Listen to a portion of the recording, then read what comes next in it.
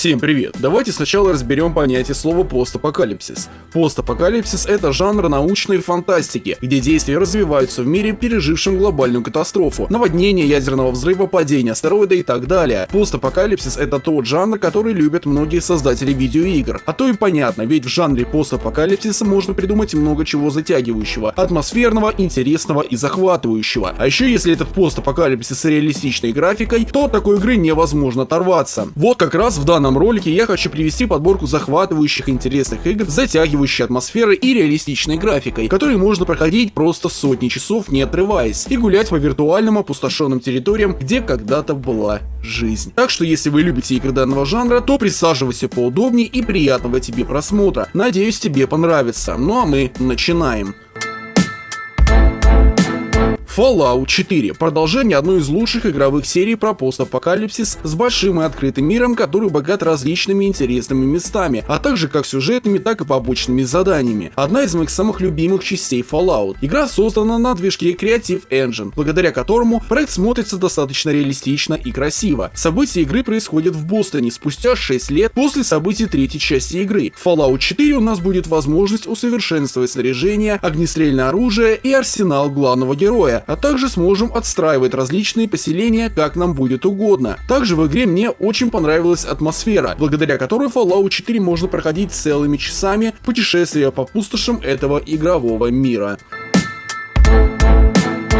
Mad Max – постапокалиптическая игра от третьего лица с открытым миром, созданная по одноименному фильму. Действие игры разворачивается в постапокалиптическом будущем, а главным героем выступает Макс Рокотанский, бывший офицер полиции, герой фильмов «Безумный Макс». События игры разворачиваются на территории постапокалиптической Австралии, где мало воды, но много воинственных кланов и группировок, которые хотят заполучить все. В Mad Max также присутствуют гонки на открытой местности, и понятное дело, что по игровой карте можно будет передвигаться не только пешком. Сам проект чем-то напоминает вышеперечисленную игру Fallout 4, только от третьего лица. Хочется отметить в игре отличную боевую механику, реалистичную графику, созданную на движке Avalanche Engine 3.0 и сам игровой процесс. В Mad Max присутствует возможность апгрейда, где, собирая различный хлам, можно улучшать средства передвижения, огнестрельное оружие и крепости.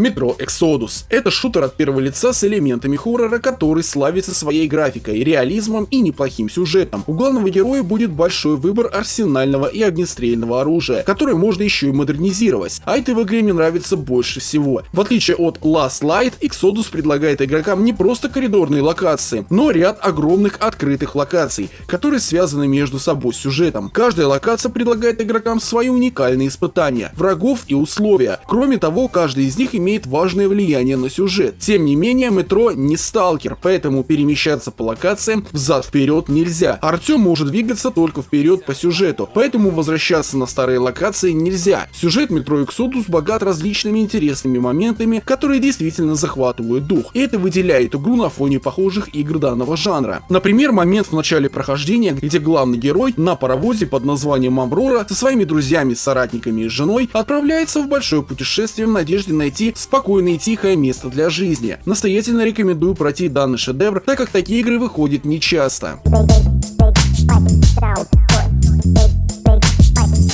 Enslaved Odyssey to the West. Человеческая цивилизация практически полностью уничтожена после глобального конфликта, а на развалинах некогда величественных городов обосновались недружелюбные роботы. Всюду понатыкали ловушки и турели, на каждом шагу подстерегает невидимая опасность. Примерно так встречает игроков Enslaved, приключенческий экшен от третьего лица, в котором главный герой по имени Манки является специалистом по выживанию, должен сопроводить свою компаньонку Трип до места назначения. В Enslaved игроков ожидает интересная боевая система, основанная на комбо-ударах и блоках, а также неожиданные препятствия и головоломки, решить которые можно лишь взаимодействуя со своим спутником.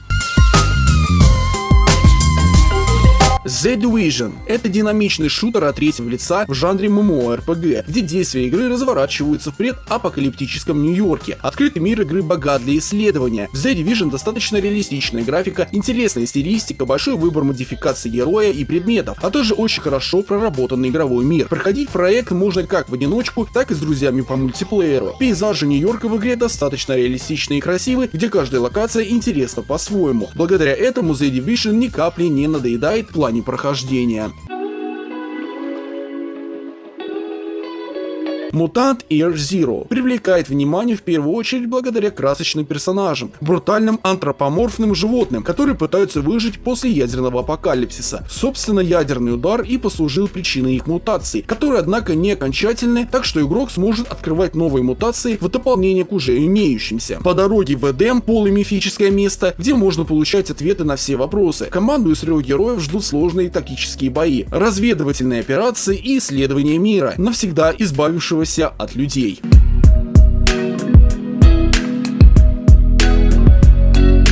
Rage — это проект, который разрабатывала немалоизвестная команда из ID Software. Совмещает в себе шутер от первого лица и ролевую игру. Большой открытый постапокалиптический мир игры Rage напоминает серию Fallout, и по этому игровому миру можно передвигаться на автотранспорте и участвовать в гонках для зарабатывания игровой валюты, за которую в дальнейшем можно покупать и модернизировать огнестрельное оружие, арсенал главного героя и его автомобиль. Rage создана на движке ID Tech 5, благодаря которой графика в игре смотрится красиво и реалистично. Сама игра отлично оптимизирована и запустится даже на самом слабом железе. В игре отлично проработана анимация движения врагов, интересные элементы RPG, отличная боевая система, неплохой сюжет и красивые эффектные пейзажи постапокалиптического Техаса.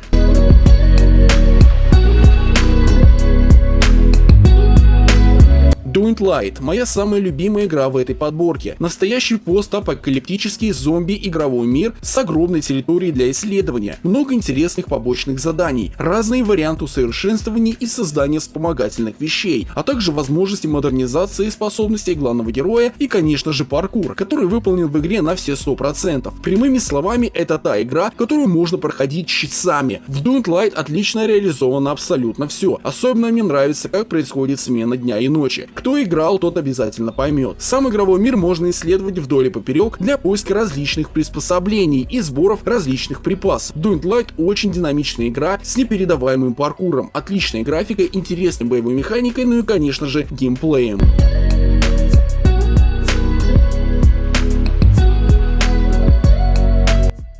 Far Cry New Dawn — шутер от первого лица, который является продолжением 5-й части Far Cry. Именно Far Cry New Dawn является постапокалиптическим продолжением, где действия игры разворачиваются в том же штате Хоуп, где происходили события оригинальной 5-й части. Мы оказываемся в знакомом месте спустя 18 лет, и главным героем игры выступает уже совершенно другой персонаж. Также в игре нас ожидает встреча с главным антагонистом из оригинальной Far Cry 5, Иосифом Сидом. Открытый мир Far Cry New Dawn ни капли не изменился, и у игрока будет возможность заниматься чем угодно. Можно свободно путешествовать, охотиться и выполнять как сюжетные миссии, так и множество других побочных заданий. Также в игре присутствует возможность командной игры и возможность прокачки базы главного героя.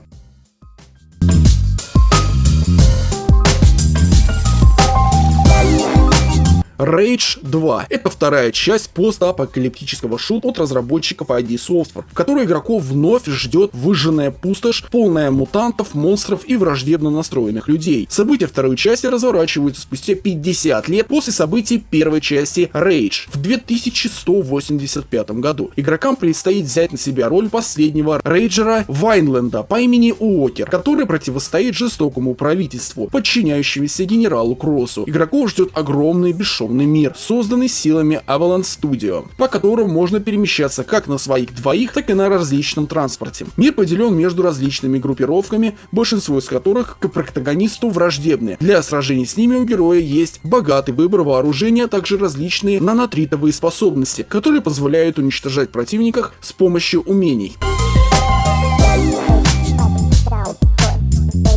Ну а на этом все. Если понравилась данная подборка постапокалиптических игр с реалистичной графикой, то не забываем подписываться на канал, если вы этого еще не сделали, а также ставим лайк. Всего вам хорошего и пока.